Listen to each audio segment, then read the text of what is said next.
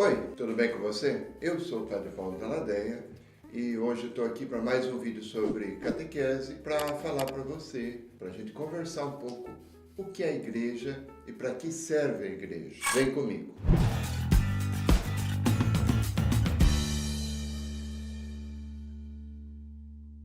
Quando a gente fala de igreja, muita gente tem as opiniões mais diversas, mais disparatadas sobre a igreja. Agora, quando a gente fala de igreja a partir do que a igreja pensa de si mesma, o que os documentos da igreja pensam da igreja, a partir do que a própria igreja se organiza, pensa a partir de si, a partir do Espírito Santo, a gente teria que definir a igreja com algumas características. Então, esse é um primeiro vídeo.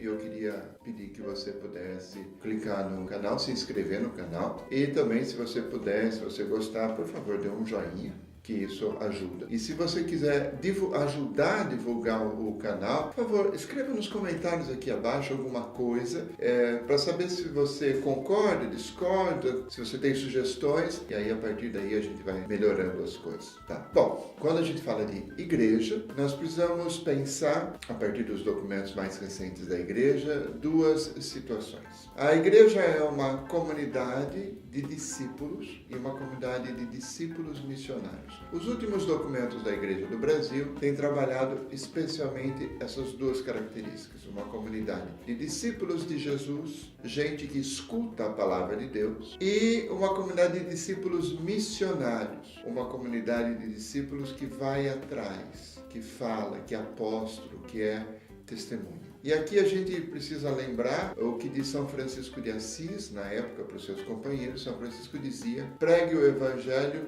a todo momento, se for preciso até com palavras. Ou seja, uma comunidade que primeiro escuta, depois proclama o evangelho com a sua vida e, em terceiro lugar, fala de Jesus e fala do projeto de Jesus. Então nós temos essas características a gente olhando. Mas quando a gente fala de igreja, a gente pode pegar, por exemplo, o livro dos Atos dos Apóstolos, para a gente partir de um texto bíblico, fala que Jesus reuniu os apóstolos e subiu aos céus. E eles ficaram olhando para cima, admirados.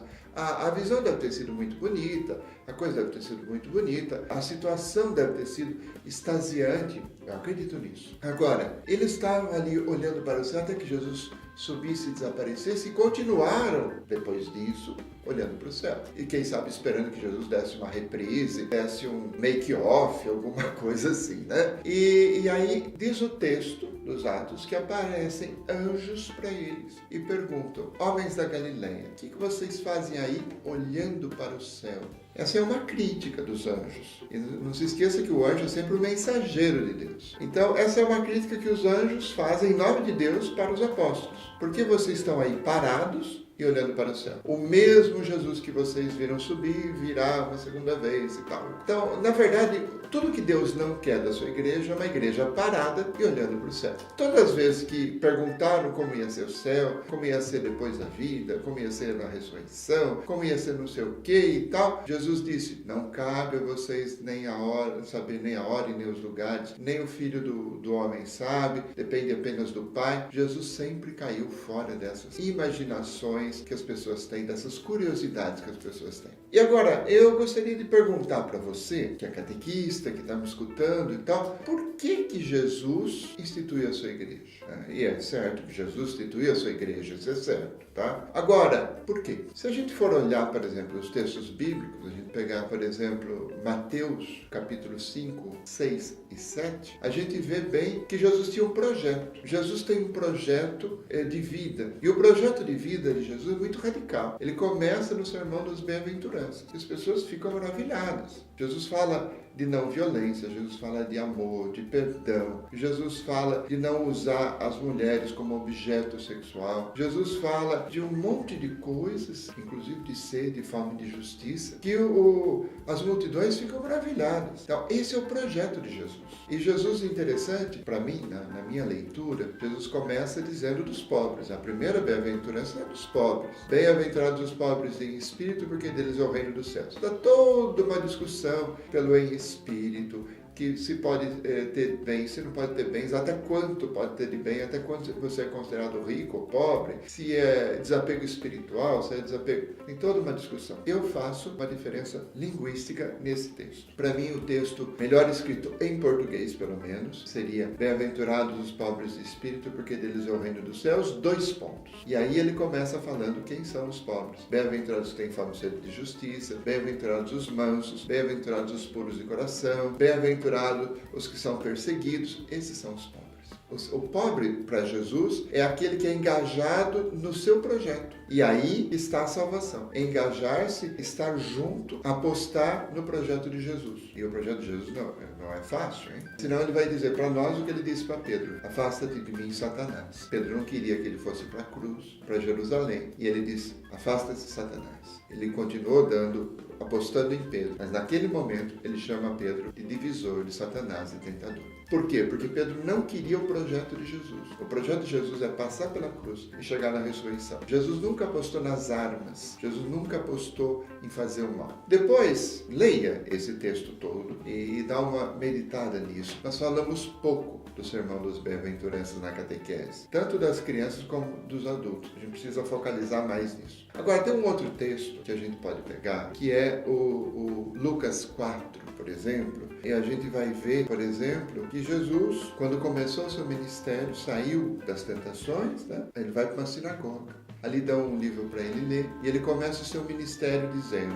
o Espírito do Senhor está sobre mim, pois ele me consagrou com a unção para anunciar a boa nova aos pobres. De novo, e aqui tem os 2 pontos. Enviou-me para proclamar a libertação aos presos, aos cegos a recuperação da vista, para dar liberdade aos oprimidos e proclamar um ano da graça da parte do Senhor. O ano da graça da parte do Senhor vai terminar na cruz e na ressurreição. Mas ele é, sobretudo, graça para pobres, para presos, para cegos e para oprimidos. Tudo aquilo que a gente não quer hoje dentro da igreja, em muitos grupos. Muitos grupos hoje não querem pobre, cego, oprimido, deficiente. Nada disso. Bom, você vai falar... Ai, esse discurso é comunista, é de esquerda. Vamos fazer uma pequena distinção aqui, tá bom? Uma coisa é ser de esquerda, outra coisa é ser comunista. Você vai dizer: o comunismo foi condenado pela igreja. Sim, o capitalismo também foi condenado pela igreja. Foi criticado pela igreja. O neoliberalismo, o fascismo também foi. Veja os documentos da doutrina social da igreja. Leia esses documentos. A igreja, ela critica todos esses sistemas políticos, todos esses sistemas ditatoriais. Então existe uma diferença entre ser de esquerda e ser comunista. Na história, os de direita e os de esquerda, na Assembleia Francesa, eram os de direita aqueles que se identificavam com a burguesia e com o rei, e os de esquerda que se identificavam com o trabalho e com as intenções